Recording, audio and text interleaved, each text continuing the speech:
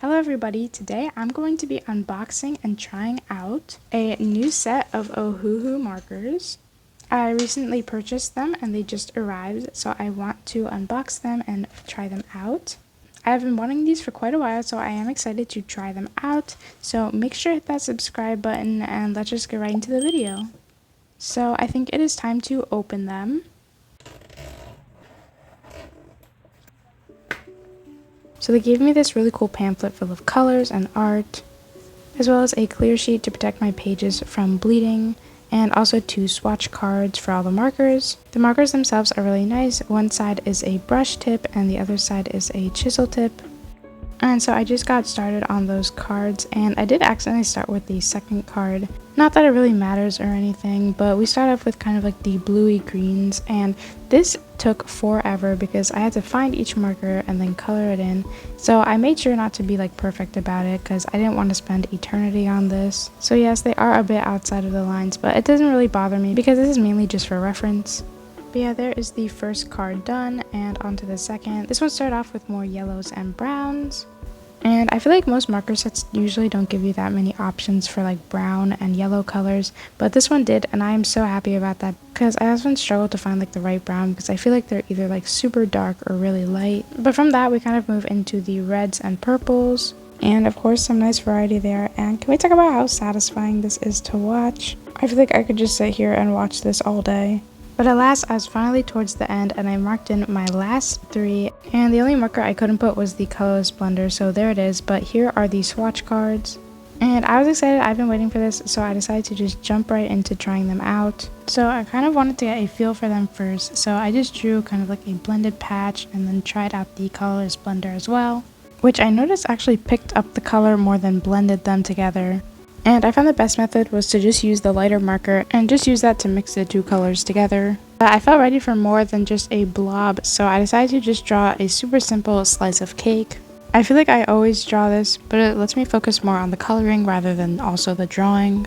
And so I went for a yellowy and brown color at the bottom. I used the brown for shading, and I know it looks a little bit dark here, but once I add a bit more, it looks more normal. But yeah, I just kind of tried to work with them. I noticed that when you first initially blend with them, they kind of don't blend well, but once you let it sit a bit, it kind of starts to bleed into each other, and then you get that nice even blend.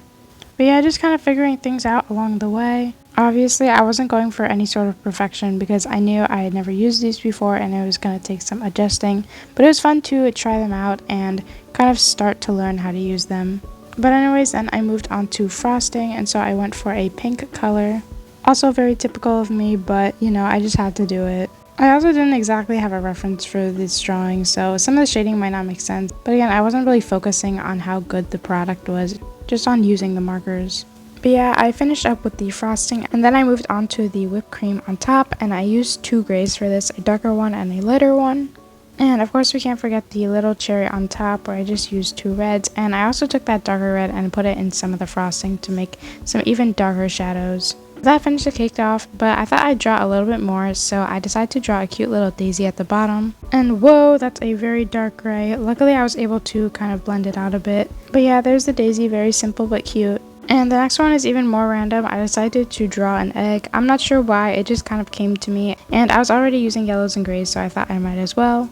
Also, I love how juicy that yolk looks. But yeah, I just finished it off with some shading. I added little bits of brown to act as like the cooked part. And I know this is like the weirdest set of items together, but somehow they kind of work. And I just finished it off with some highlights and some little stars, and the spread was finished. Okay, so here is how the finished spread came out. I honestly really like them. I like how bright and vibrant they are, and I like how easily they go on the page. They blend a little bit differently than some of the other markers I've used, so I do need some practice on that. One thing is that these things do bleed a lot. As you can see, the whole back page is basically as vibrant as the front, so definitely make sure you protect this page. I only had a paper protecting this page, so it did bleed through that even, but then I switched this plastic sheet they gave us, and that worked pretty well, as you can see. And this paper is not even that thin. I just say it's definitely for very thick paper if you don't want it to bleed through. But yeah, I'm excited to use these in future projects, and I think I will have a lot of fun with them. But yeah, hope you enjoyed. Bye!